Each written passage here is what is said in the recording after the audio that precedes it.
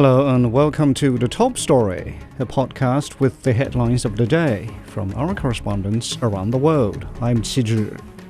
Coming up in this edition, U.S. Democratic candidate Kamala Harris and Republican candidate Donald Trump have faced off in their first televised presidential debate in Philadelphia. The 79th session of the UN General Assembly has officially opened, with former Cameroonian Prime Minister Philemon Yang assuming the presidency. And the Syrian media say Israel's attack on the central city of Hama has killed at least 18 people and injured 40 others. Let's begin in North America. The two U.S. presidential candidates have blasted each other as not having a plan for the future of the country in their first televised debate in Philadelphia. Democrat Kamala Harris and Republican Donald Trump are both seeking a campaign-altering moment as polls show a tight race. Popin Putin reports.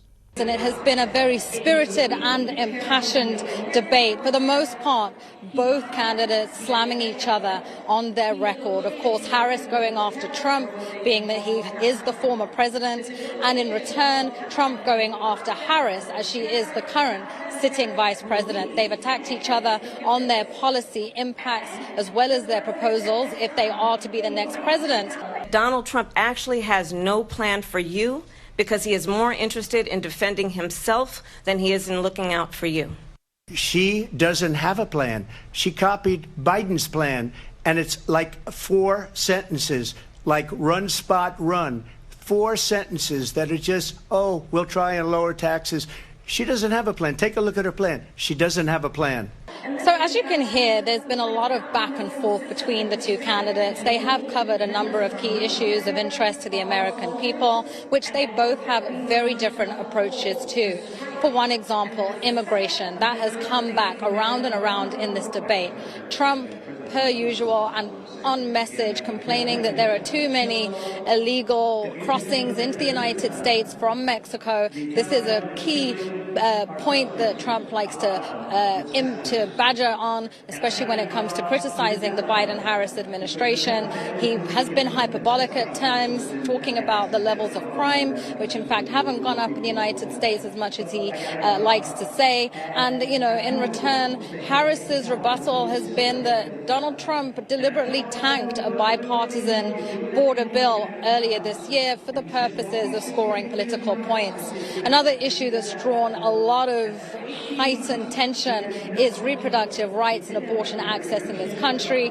Trump doubling down again on him taking credit for the fact that federal abortion access has been rolled back in the United States for the last 2 years, something that he architected and something that Harris says that she will have reinstated if she is the president. That was Popin Putin on the U.S. presidential debate. Former Cameroonian Prime Minister Philemon Yang has assumed the presidency of the 79th United Nations General Assembly. UN Secretary-General Antonio Guterres said the past year had been marked by continued poverty, inequality and conflict. Outgoing UNGA President Denis Francis underscored the importance of unity, urging nations to confront global challenges with all available resources to build a more secure future. Jody Jacobs has more. It was the official closing of the 78th session of the UN General Assembly. And in the words of the Secretary-General, it was a year of many challenges, but also a year of great accomplishments. The General Assembly was headed by Denis Francis, a diplomat from Trinidad and Tobago. And it was during his tenure that the Assembly passed 3 milestone resolutions on the Gaza conflict. He is also credited with convening the Assembly's first ever Sustainability Week, which focused on issues such as tourism, transport and infrastructure. Francis, during his final remarks to the General Assembly, was unable to contain his emotions as he spoke passionately about the UN and the need for multilateralism to work. I am deeply convinced that this institution, the United Nations, remain one of the greatest forces for good in the world, and that we must work hard to sustain its longevity. This conviction has been strengthened throughout my long career. in diplomacy, and during the eventful 78th session of the Assembly. Francis now hands over the gavel to Philemon Young, the former Prime Minister of Cameroon. Young presided over the first meeting of the 79th session of the Assembly. He says peace and security will continue to be of paramount importance during his tenure by prioritizing conflict prevention rather than resorting to weapons to settle differences. Cooperation among member states is what allows us to harness our collective resources and ingenuity to realize humanity's greatest aspirations, such as peace, justice, and sustainable development among them. The General Assembly, with its near universal membership of 193 member states, stands as our most powerful platform to fully seize its promise. For the first time, Palestine joined member states on the main floor of the General Assembly. In May, member states voted in favor of granting it new rights and privileges. While this session of the General Assembly was considered to be a busy one, the 79th session promises to be no different. Just days before world leaders begin to arrive here for the annual gathering later this month, member states will again vote on a Palestinian draft resolution against Israel, this time compelling them to withdraw from the occupied Palestinian territories within 6 months. That was Jody Jacobs at the UN headquarters in New York. Turning to the Middle East, at least 18 people have been killed and nearly 40 injured after Israel launched strikes on Syria's central city of Hama. Syrian media say the strikes were the deadliest by Israel since the Iranian embassy compound in Damascus was hit in April. Haidar Kazwini reports from Hama. The most violent aerial attacks on Syria in 2014 caused not only casualties, but also wildfires and extensive damages to infrastructure. A Syrian military source said that Israel launched attacks from northwest of Lebanon towards many military sites in Hama in middle Syria, killing 18 people and leaving 37 injured. The scale of the attack is the biggest this year. All healthcare personnel from different Syrian provinces had to be mobilized and moved to the targeted province. The aggression came in waves. It was a brutal and savage aggression. Till now, we have 18 killed and 37 injured. The injuries vary from critical to light. The health sector in Hama is doing its best by providing necessary aid to the injured. The media was banned from reaching the military sites as they are restricted zones. The people describe the attacks as the longest air assault and interception they have ever heard. Bashar is a resident of Hama. He says what happened was a bad and scary signal. We were at home and my children were sleeping. We heard subsequent massive sounds of explosions that caused the buildings to tremble. The children woke up and they were in panic. We looked out of our windows and saw fires blazing in the forests. Massive damages were inflicted on communication lines, water pipes, and the electricity grid as a result of the strikes that lasted for 2 hours, according to eyewitnesses. What happened is the first in terms of impact, sound, and shock. At around 11 p.m., we heard a massive explosion. My child was screaming, fearing that we were about to die.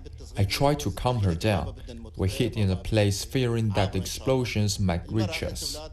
The site that was hit is called Scientific Research Center, which has been targeted many times in the last few years under the pretext of Iranian presence inside it or a weapons development unit.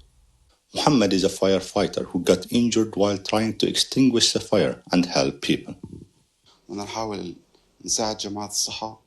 We were trying to help evacuate the injured and the dead from the mountains.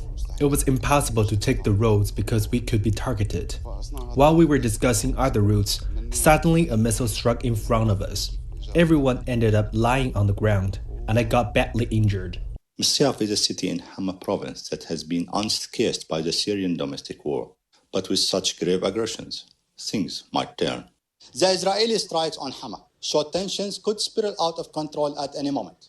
But for a country like Syria, with many foreign military sites on its soil, it is hard to predict the shape or the location of the next round of hostilities. This makes it difficult for civilians to take precautions or to prepare for the worst. That was Haidar Kazwini on Israel's deadly attack on Hama in central Syria. Elsewhere in Asia, a global summit in South Korea has announced a set of non-binding guidelines aimed at regulating the use of artificial intelligence for military purposes. Jack Barton reports from Seoul. About 2,000 participants from 90 countries gathered here in Seoul for this year's Responsible AI in the Military Domain Summit, which serves as a global forum for discussions on establishing firm rules for artificial intelligence in military applications. The summit is the second of its kind. The first, held in the Netherlands last year, led to non-binding commitments on risk assessment planning and the need for ultimate human control. The Seoul Summit has so far led to a so-called blueprint for action, with guidelines that are said to be more practical. We have reaffirmed our commitment to ensuring that artificial intelligence, one of the most transformative technologies of our time, is developed and applied in ways that promote peace, security, and respect for human dignity. They include an agreement that there should be efforts to prevent AI from being used for the proliferation of weapons of mass destruction by groups including terrorist organizations, as well as the importance of maintaining human control and involvement in the deployment of nuclear weapons. AI can pose various risks, such as unintended escalation during conflict, failures resulting from algorithmic or systemic bias, and potentially devastating misalignment with human intent. At the same time, AI can enhance operational precisions, minimize harm to civilians, and even contribute to more efficient peacekeeping operations. It's not yet clear how many countries attending this year's gathering have endorsed the document, which remains non-binding. That was Jack Barton reporting from Seoul. Finally, in Africa, armed bandits have killed at least 6 people and abducted several others in a raid on 2 hospitals in different locations in Nigeria's northwest Kaduna state. The attackers also kidnapped several health workers in their raids on Birnin Gwari and Kajuru local government areas. Deji Badamosi has the latest. The first attack happened late Sunday night when the bandits raided a community known as Kala Afogo in the southern part of Kaduna State. Witnesses say they broke into homes and killed around 6 persons while taking an unspecified number of people captive. The second attack occurred in the Kuyelo community, which is an area where armed bandits have always been active. They stormed the local hospital and took nurses on duty and several patients captive.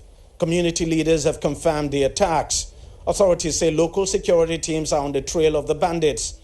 This latest abductions come shortly after the National Association of Resident Doctors staged a peaceful protest to demand the unconditional release of their colleague, Dr. Ganiat Pukwola, who was abducted in December last year at her residence in Kaduna. Now, Dr. Pukwola was kidnapped alongside her husband and nephew on the 27th of December 2023.